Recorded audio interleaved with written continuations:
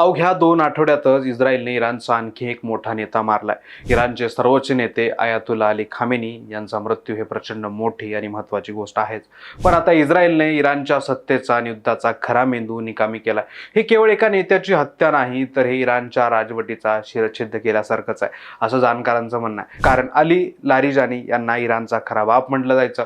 त्यांच्या हातात युद्धाचा remote control होता. युद्ध थांबवायचं असेल तर तेच अमेरिका इस्रायलसोबत वाटाघाटी करणार होते. खामेनी असतानाही लारिजाना हे सर्व काही होते. त्यामुळे इस्रायलने त्यांना संपवून युद्धात मोठी ठिणगी टाकली. आजच्या व्हिडिओमध्ये आपण लारिजानी कोण आहेत, त्यांना इराणचा खरा मेंदू का म्हटलं जायचं, लारिजानींना कसं शोधलं, आता युद्ध कसं संपणार की चिघळणार, इस्रायलने पायावर धोडा तर टाकून घेतला नाही ना, आता युद्धाचा रिमोट कोणाकडे जाणार, याचंच विश्लेषण करणार आहोत. त्यामुळे व्हिडिओ शेवटपर्यंत बघा. टीओडी मराठीला अजूनपर्यंत सबस्क्राईब केलं नसेल तर लगेच सबस्क्राईब करून घ्या. नमस्कार, मी ज्ञानेश्वर रेड्डी, तुम्ही पाहताय टीओडी मराठी. 17 मार्च 2026 रोजी म्हणजेच युद्धाच्या 18व्या दिवशी अली लारिजानी यांना ठार मारल्याचा दावा इस्रायलने केला. इराणनेही या वृत्तास दुजोरा दिला. इस्रायलच्या क्षेपणास्त्र हल्ल्यात ते मारले गेले. युद्धाच्या पहिल्याच दिवशी इराणचे सर्वोच्च नेते खामेनी यांना इस्रायल आणि अमेरिकेने हवाई हल्ला करून ठार मारलं. त्यामुळे इराणमध्ये सत्तांतर घडवून आणण्याचा इस्रायल अमेरिकेचा डाव यशस्वी असं म्हटलं गेलं. तसे दावे डोनाल्ड ट्रम्प यांनी केले. पण खामेनींच्या मृत्यूनंतरही इराणने जोरदार प्रतिकार केला. दोन्ही बलशाली देशांना जेरीस आणलं. यामागं डोकं होतं अली लारिजानी यांचं. आता त्याच लारिजानी यांचाही हल्ल्यात मृत्यू झालाय. तसंच निमलष्करी दलाचे प्रमुख गुलाम रेजा सुलेमानी हेही मारले गेलेत. लारिजानी हे गेल्या अनेक वर्षापासून इराणमधील सर्वात महत्त्वपूर्ण, शक्तिशाली आणि परिणामकारक नेते होते. अगदी अयातुल्ला खामेनी जिवंत असतानाही इराणमधील सर्व गंभीर आणि महत्त्वाची कामं लारिजानीच पाहत असत. त्यामुळे त्यांची हत्या इराणसाठी खामेनींच्या मृत्यूपेक्षाही मोठा धक्का आहे, असं द प्रिंट या डिजिटल प्लॅटफॉर्मचे संपादक शेखर गुप्ता यांचं म्हणणं आहे. त्यामुळेच लारिजानी नेमके कोण आहेत ते आपण समजून घेऊयात. शेखर गुप्ता यांच्या मते लारिजानी हे केवळ एक राजकीय नेते नव्हते, ते एक तत्वज्ञ होते. त्यांनी पाश्चात्य तत्वज्ञानात PhD केली होती आणि ते इमॅन्युअल कॉन्ट या फिलॉसॉफीचे तज्ज्ञ होते. त्याचवेळी ते संगणक विज्ञान आणि गणिताचे पदवीधरी होते. शेखर गुप्ता त्यांना इराणच्या आधुनिक सत्तेचे बैरम खान मानतात. जसं बैरम खान यांनी तरुण अकबरासाठी सत्ता सांभाळली होती, अगदी तसंच खामेनींच्या मृत्यूनंतर लारिजानी पडद्यामागून संपूर्ण इराण चालवत होते. इराणचे विद्यमान राष्ट्राध्यक्ष पेशझाकियान हे केवळ एक मुखवटा होते. खरी सत्ता लारिजानींच्या हातात होती. गुप्तांनी अमेरिकन सूत्रांच्या हवाल्याने एक अत्यंत महत्त्वाचा दाखलाही दिला. त्यांच्या मते अमेरिकेचे विशेष दूत स्टीव्ह विटकॉफ यांनी इराणच्या परराष्ट्र मंत्र्याशी बोलण्याचा प्रयत्न केला. तेव्हा परराष्ट्र मंत्र्यांनी राष्ट्राध्यक्ष पेशझाकियान यांच्याकडे परवानगी मागितली. त्यावेळी राष्ट्राध्यक्षांनी स्पष्ट सांगितलं, अली लारिजानींना विचारा. यावरूनच इराणच्या सत्तेचा खरा रिमोट कंट्रोल कोणाकडे होता हे सिद्ध होतं. आता सर्वात मोठा प्रश्न, एवढ्या कडेकोट सुरक्षेत असूनही इस्रायलने लारिजानी यांना कसं शोधलं? द इस्रायल टाइम्सच्या वृत्तानुसार इस्रायलची अत्यंत प्रगत गुप्तचर यंत्रणा इराणच्या सर्वोच्च सत्तेपर्यंत खोलवर पोहोचली. याचाच सर्वात मोठा पुरावा, इराणच्या अत्यंत कडेकोट सुरक्षा व्यवस्थेला भेदून इस्रायलचे गुप्तचर थेट इराणच्या सत्तेच्या गाभाऱ्यात पोहोचलेत. यामुळेच त्यांना लारिजानींचं अचूक लोकेशन ट्रॅक करणं शक्य झालं. आणखी एका वृत्तानुसार लारिजानी यांना त्यांचीच एक घोडचूक ही जीवावर बेतली. अल-कद्सच्या दिवशी लारिजानी थेट रस्त्यावर उतरले होते. अल-कद्स म्हणजे जेरुसलेम शहराचे अरबी नाव. जेरुसलेमवरील हा इस्रायलच्या ताब्याचा विरोध करण्यासाठी आणि पॅलेस्टाईनला पाठिंबा देण्यासाठी इराणमध्ये हा विशेष दिवस पाळला जातो. याच दिवशी शक्ती प्रदर्शन करण्यासाठी लारिजानी जनतेत मिसळले आणि त्यांनी स्वतःचे फोटो सोशल मीडियावर टाकले.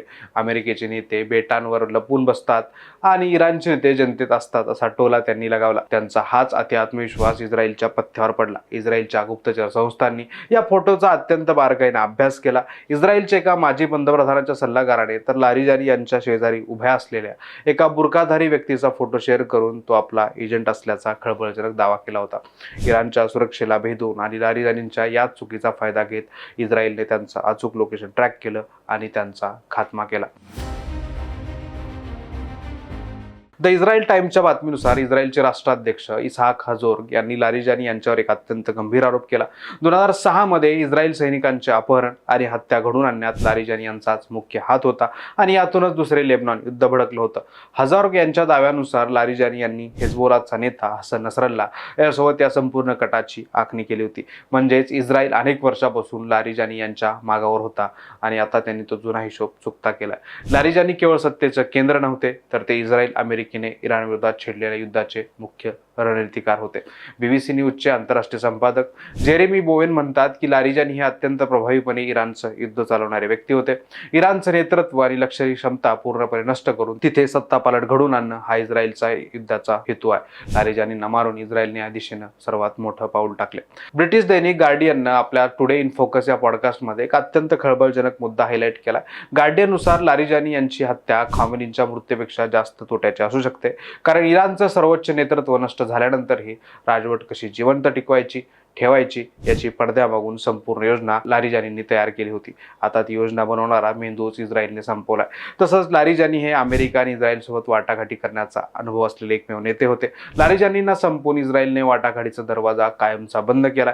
इस्रायलला आता तडजोड नको, तर त्यांना इराणने पर्वताखाली लपवून ठेवलेला अण्वस्त्र साठा संपवायचा आहे. विशेष म्हणजे गेल्या वर्षी जूनमध्ये 12 दिवसांच्या युद्धात साठा संपवल्याचा दावा अमेरिका आणि इस्रायलने केला होता. लारिजानींच्या मृत्यूमुळे युद्धाचा चेहरा मोहराच पूर्णपणे बदलणार आहे. ज्येष्ठ पत्रकार सौरभ कुमार शाही यांनी द रेड माईक वर युद्धाच्या परिणामाची चर्चा केली. त्यांच्या मते हा इराणसाठी मोठा धक्का आहे, पण यामुळे युद्धाचा वेग मंदावणार नाही. BBCचे जेरेमी बोवेन म्हणतात की लारिजानी हे एक अत्यंत व्यावहारिक नेते म्हणून ओळखले जायचे. ते गरज पडल्यास करारासाठी तयार होऊ शकत होते, पण आता त्यांची जागा इराणच्या लष्करातील किंवा रिव्होल्युशनरी गार्ड्समधील एखादा अत्यंत कट्टर हार्डलाइनर नेता घेईल, जो शेवटपर्यंत युद्ध लढण्याच्या भूमिकेवर ठाम राहील. सौरभ कुमार शहांच्या मते लारिजानींच्या मृत्यूचा तात्काळ परिणाम म्हणून युद्धाचा फोकस बदललाय. आता इराणने इस्रायलच्या मुख्य भूमीवरील कमांड अँड कंट्रोल सेंटर्स आणि इंटेलिजन्स नोड्सला टार्गेट करणं सुरू केलंय. तसंच UAE आणि सौदी अरेबियामधील अमेरिकेच्या लष्करी तळावर आणि तेल शुद्धीकरण केंद्रावरील हल्ल्यांना आणखी वेग येईल. आतापर्यंत या हल्ल्यामध्ये 200हून अधिक अमेरिकन सैनिक जखमी झाले. ही अमेरिकेची मोठी हानी आहे. आता आपल्या मूळ प्रश्नाकडे येऊया. आता युद्धाचा रिमोट कोणाकडे? लारिजानींचा वारसदार कोण असेल? सौरभ कुमार शाही यांनी या प्रश्नाचं अत्यंत स्पष्ट उत्तर दिले. त्यांच्या विश्लेषणानुसार सईद जलिली हे अली लारिजानी यांची जागा घेण्याची दाट शक्यता आहे. जलिली हे इराणचे माजी अणु वाटाघाटीकार आहेत आणि त्यांनी राष्ट्राध्यक्षपदाची निवडणुकी लढवली. महत्त्वाचं म्हणजे त्यांची डिफेन्स काउन्सिलवरील नियुक्ती ही खामेनींच्या काळातच झाली. त्यामुळं कायदेशीररित्या तेच आता लारिजानींचे वारसदार आहेत. जलिली हे लारिजानीपेक्षा कितीतरी पटीने जास्त कट्टर आहेत. त्यामुळे युद्धाचा रिमोट आता एका अत्यंत जहाल आणि कट्टर नेत्याच्या हातात गेला. त्यामुळे हा संघर्ष आणखी भडकणार हे निश्चित झालंय. अल जझीरा वृत्तवाहिनीनुसार मृत्यूच्या काही काळ आधी लारिजानी यांनी सोशल मीडियावर एक अत्यंत गर्भित इशारा दिला होता. होर्मुझची सामुद्रधुनी एकतर सर्वांसाठी शांतता आणि समृद्धीचा मार्ग राहील किंवा युद्धखोर देशासाठी मृत्यू आणि पराभवाचा सापळा बनेल. लारिजानींचा हा इशारा जागतिक अर्थव्यवस्थेसाठी किती धोकादायक होता हेच अल जझीराने अधोरेखित केले. आता त्यांच्या मृत्यूनंतर इराणचे नवीन कट्टर नेतृत्व हा मार्ग रोखण्यासाठी आणखी आक्रमक पावलं टाकू शकतात. यामुळे संपूर्ण जगाला इंधन टंचाई आणि आर्थिक संकटाचा सामना करावा लागू शकतो. थोडक्यात काय तर इस्रायलने इराणचा मेंदू एका रात्रीत उद्ध्वस्त केलाय. लारिजानींच्या जाण्यानं वाटाघाटीचा शेवटचा दुवा नष्ट झालाय.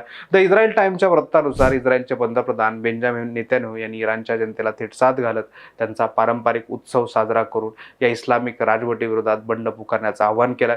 लारिजानी यांच्या मृत्यूमुळे निर्माण झालेल्या पोकळीचा फायदा घेत इराणच्या जनतेनं ही राजवट आतून उलथून टाकावी असा इस्रायलचा अंतिम डाव आहे. पण सय्यद जलिली सारख्या कट्टर नेत्याच्या हातात युद्धाचा रिमोट गेल्यामुळे हे युद्ध आता एका अत्यंत घातक दिशेने वाटचाल करत आहे. आता प्रश्न हा नाही की युद्ध किती काळ चालेल, तर खरा प्रश्न हा आहे विनाशाच्या आगीत संपूर्ण मध्यपूर्व आणि जगाची अर्थव्यवस्था किती होरपळून निघेल. तुम्हाला काय वाटतं? लारिजानींच्या मृत्यूनंतर इराण इस्रायलला कसा प्रत्युत्तर देईल? सईद जलिली यांचं नेतृत्व इराणला वाचवू शकेल का? कोणताही देश सोबत येत नसल्यानं ट्रम्प काहीसे मावळ झालेले असताना इस्रायल युद्धात आणखी ठिणगी टाकत आहे का? कमेंट्समध्ये नक्की सांगा. व्हिडिओला लाईक करा, मित्रमंडळींना शेअर करा आणि TVD मराठीला यूट्यूबवर सबस्क्राईब करा.